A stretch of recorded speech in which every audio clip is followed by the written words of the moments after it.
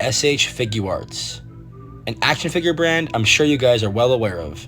They've been making action figures for a long time, like Dragon Ball, Spider-Man, Star Wars, honestly you name it. Some of my personal favorite SH Figuart figures of all time have to be these Avengers figures.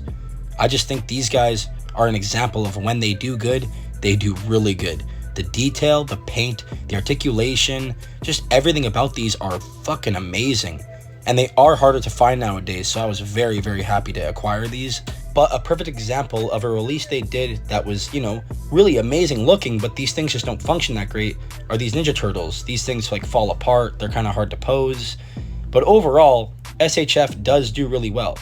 And I'm pretty sure it's safe to say that most of us are Mafex fans. If we had to pick one company, maybe some of us would pick Amazing Yamaguchi Rebel Tech. I can't blame you on those are also fire. So about a year ago, an action figure was announced that made the whole internet lose its fucking mind. It just seems that collectors like us, time and time again, just can't get enough.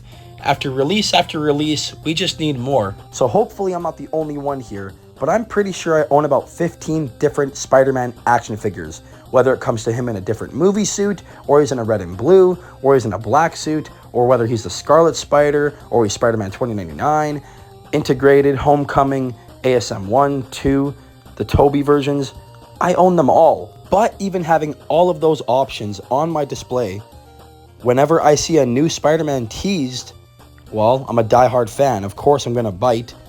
But this time, this one was something good. So I'm sure like most of you guys watching this, when you were a kid, just like me, you love to go to the arcade, play your favorite game after your favorite meal, and of course, Marvel vs. Capcom was my game of choice every time. Spider-Man, of course, has always been my favorite superhero growing up, and the Marvel vs. Capcom Spider-Man design and overall just gameplay was amazing. He moved so well, he was always strong, he had incredible combos, and hey, if you're a Spider-Man fan, you just can't go wrong. So when SH Figuarts went and announced that they were doing a Gamerverse, aka Marvel vs. Capcom version of this Spider-Man, well, yeah, the internet lost its mind. I mean, look at it, it's beautiful. I mean, people were even making videos about it like this. Now take the sun, have my tail turn and run. It's time to do what must be done. You can tell everybody. Yeah, you can tell everybody. Go ahead and tell everybody. I'm the man, I'm the man, I'm the man. You can tell everybody. Yeah, you can tell everybody. Go ahead and tell. So I think to be pretty fair, the hype was real. I mean, this is a big deal for Spider-Man fans. Yes, we have a ton of different versions of the wall crawler, I get it. But you can never have enough Spider-Man in your collection. And at this point, I think we needed this figure. Now, like most releases, especially with SH Figuarts, there's been a lot of controversy, and in specific to this figure, there's been a lot of negative reviews coming out about it after its release. And even I can't lie, I'm amazed at how many negative reviews I'm seeing people give this figure. I would say about 7 out of 10 videos or posts I see about this figure, people are saying it's bad. They're saying it can't pose, they're saying it has no ab crunch. They're just saying whatever they can to say that this is not worth the money for the price. And now I can understand that $100 is always a lot to spend on an action figure. You can be putting that towards your groceries or your car. But don't worry guys, Spidey Shiz is here to tell you why this figure is worth the money. So the first thing I want to talk about, which is probably everybody's biggest gripe with this figure, is that the quote-unquote articulation is bad. Now for one, this just kind of frustrates me because as you could see, demonstrated here by 86 reviews, the articulation is amazing. He has an amazing range head to toe. His head and neck especially can look up extremely well. Now I understand why people are saying the ab crunch is not very good, but that's also in my opinion not true. The ab crunch is able to go down, in my opinion, enough for me to pull off the poses that I'm looking for. And for me especially, once I had this figure in hand, I didn't feel that limited. I was pretty surprised at people saying that they felt that they couldn't pull off the poses like the 4-point crouch or landing poses. And again, everywhere else, this guy's articulation is wonderful. It's actually, in my opinion, one of SHF's best figures for articulation. I think the thing moves smoothly, and my copy especially is good. But now let's get on to another problem that people are complaining about. The thong / diaper / crotch piece area unclipping. So I'll give the haters credit where credit is due. This is the one thing about this action figure that I will complain about. It's just a matter of their engineering not changing with their Spider-Man figures, and for some reason, they seem to stick with it time and time again. As you can see here, there's a clip area on the side piece of the crotch, and when you do pose the legs up high enough, it'll unclip. Now, is it a make or break for me to not get this figure? Not necessarily. When posing, you do just have to be mindful of holding the crotch piece a little tighter maybe.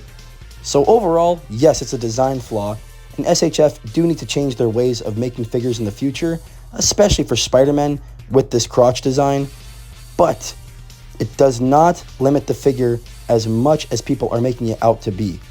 Again, I almost did not even get this action figure because of all the hate it was getting. Once I had it in hand, well, it changed my mind. Do I agree that the crotch design's not the best? 100% I agree it's not the best. But I think if you have this thing in hand and you do pose it for yourself, you can see that the figure can hit flawless poses. And people were actually complaining about the web lines not being painted, so somebody went and did it and showed you that it looks awful. So let's start off with taking a look at the packaging.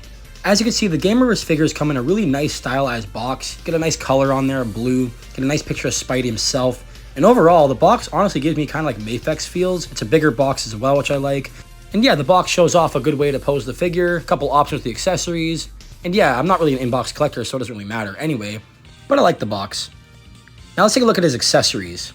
Honestly, this Spider-Man does come with everything you need. A couple webs, a Spidey sense effect, a different head, and all the essential hands you're gonna need for just wicked poses, whether it's wall crawling poses or stylized poses. I really like the accessory lineup with this figure. And here's a closer look at the hands it comes with. It gets 2 landing hands, 2 more stylized landing/crawling hands, 2 web holding hands, and 2 beautiful thwippers. Probably my favorite accessory from this lineup is this web shield. This thing's awesome. I mean, it looks just like the video game. It's nice and big. It's pretty detailed. While it's lacking a little bit of shading and paint, it does do the job. And you also get this really nice kind of web rope for beautiful swinging shots or web holding shots. And here's what he looks like as well with that web shield. I love this thing. So let's get into our first impressions of this guy. When I first opened him out of the package, I was genuinely blown away. I mean, you can see it for yourself. This figure is a masterpiece. It's beautiful. It's sculpted well. It's also painted really well. And just the overall design, him standing in a vanilla pose, he looks badass. He looks muscular. And I personally think his proportions are perfect. He really does look just like the Capcom Spidey jumped off the arcade screen. And I mean, look at those web lines. This is another thing people are complaining about, the web lines not being painted. In the natural light, you can see they are a dark red, and I think without a doubt they went with the right choice doing the dark red opposed to the black. So on the back of his spider logo here, you can see this little slot where a tab can come out. That would be where you put the picking tool, you take that little hole out, and then you could place the Spidey Sense accessory in his back to make him look like he has Spidey Senses going on. Is it a bit of a silly design? I don't think so. I actually like it. Opposed to the Maximum Spider-Man, I actually think this looks a little bit cleaner, but that's for you to judge, and personally, it doesn't bother me at all. So like I was saying earlier, apparently the biggest problem of this figure is its lack of articulation / ab crunch. So when I pulled this guy out of the box for the first time, I was genuinely expecting it to be absolute buns and not be able to pose at all, not hit any of these classic poses. But as you can see, a landing pose and even a 4-point crouch is very possible with this figure. Now sure, it doesn't look as tight and as tucked in as a Mafex can do it, but it's possible. The legs can move up and the ab crunch can go down enough. Again, with wall crawling poses too. People were saying he cannot hit certain poses, but again, that's why I was kind of surprised, because when I had this thing out the box immediately, I was hitting poses I was very happy with, especially this swinging pose. If a Spider-Man figure can do this pose right here, I'm usually pretty fucking sold. And it also made me realize that, you know, not all reviews are true. You really do got to get a figure in hand to see how you feel about it. But that goes for anything in life. So I know most of you are probably surprised, but I really don't have many bad things to say about this figure. It can hit all the classic poses I want to hit. It looks good while doing it. I've had no issues with it falling apart or breaking. And functionality / aesthetically speaking, I think this is the best Spider-Man figure in my collection, if not one of them. If we're talking for red and blue classic suits, this is my go-to. This, for me, is my favorite Spider-Man action figure. I just think it's a shame that this figure happened to get such a negative rap around it.